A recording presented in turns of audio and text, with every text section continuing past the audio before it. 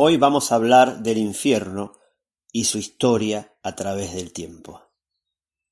¿De dónde viene la idea del infierno, aquel lugar en donde los que son pecadores irán a parar para expiar sus culpas? En el Antiguo Testamento nos encontramos con una palabra, la palabra Sheol en hebreo, que describe un lugar al que van todos los muertos, pero en ningún momento lo mencionan como un lugar tormentoso, sino que lo caracterizan como un espacio desconocido y misterioso, donde irían los espíritus al abandonar sus cuerpos. También aparecen otras palabras como la palabra tumba, la palabra infierno, la palabra pozo, pero la palabra predominante será Sheol, que no es otra cosa que el equivalente del Hades griego.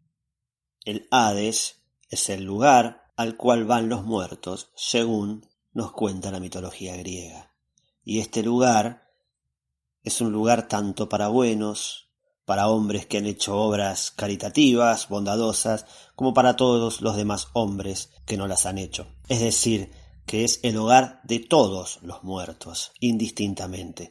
Si bien tendrá diferentes estratos, todos irán allí. Y es interesante porque la palabra Hades, que significa que es invisible, que no tiene luz, nos describe un poco el destino de los muertos según la tradición griega, y ahora vemos también la hebrea, es decir, que es algo que comparten los grupos indoeuropeos y semíticos, las dos grandes corrientes de la humanidad que se distribuyeron hacia Asia y Europa, tenían la misma creencia acerca de la vida después de la muerte. Iban a un lugar oscuro, a un lugar sin luz, a un lugar sin esperanza. Pero de ninguna manera es el infierno en donde los pecadores arderán a causa de sus culpas. Y entonces, ¿de dónde surge la idea del infierno?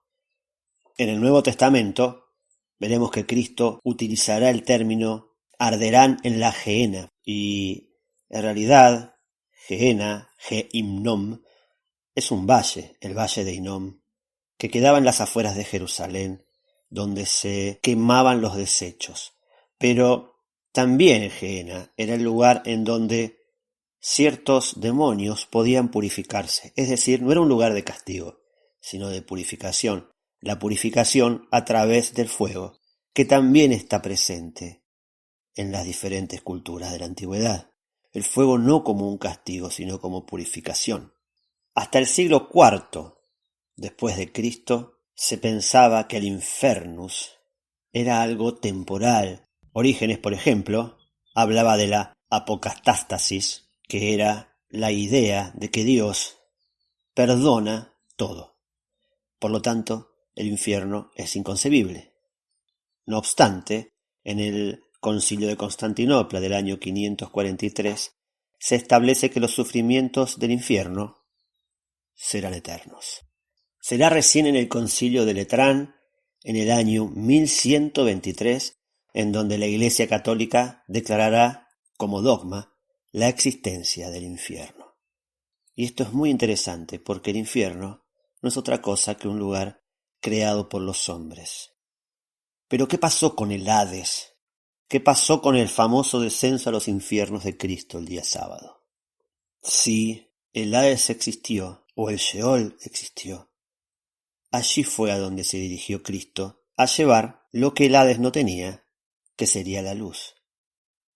Por lo tanto, aquel descenso simbólico no es otra cosa que iluminar el Hades. Esto quiere decir que entonces lo que sucedió en aquel momento no fue otra cosa que brindar luminosidad a la muerte, es decir, aquel concepto que tenían las culturas, como por ejemplo la griega, en donde todo lo que hay más allá de la vida es oscuridad, vino el cristianismo a demostrar que había una posibilidad de luz en el más allá. Y esto es interesante, porque luego será el catolicismo, y hay que saber diferenciar cristianismo de catolicismo, el que dirá que hay una posibilidad de luz solo para algunos.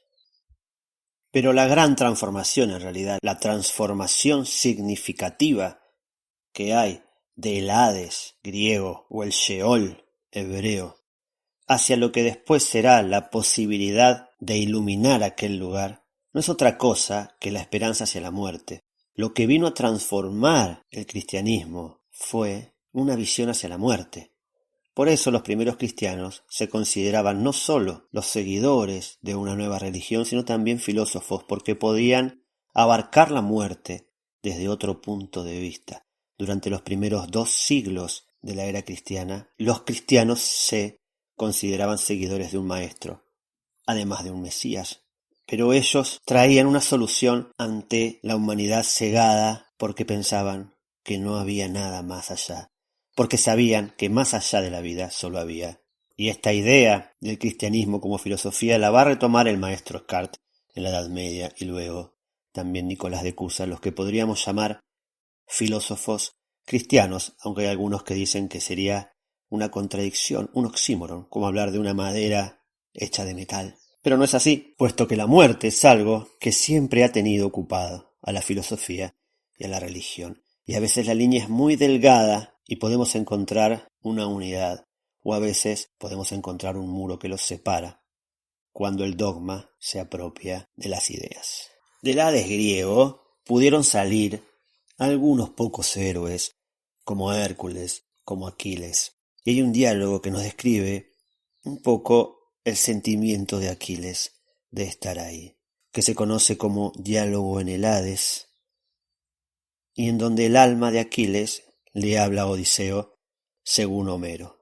Y en aquel diálogo Aquiles le dice a Odiseo la siguiente frase, con la que cerramos hoy. La frase dice así: preferiría ser el más pobre y sucio de los rudos campesinos que se revuelcan en los estercoleros sobre la tierra, que ser el gran rey Aquiles en este mundo de sombras subterráneas, en el Hades.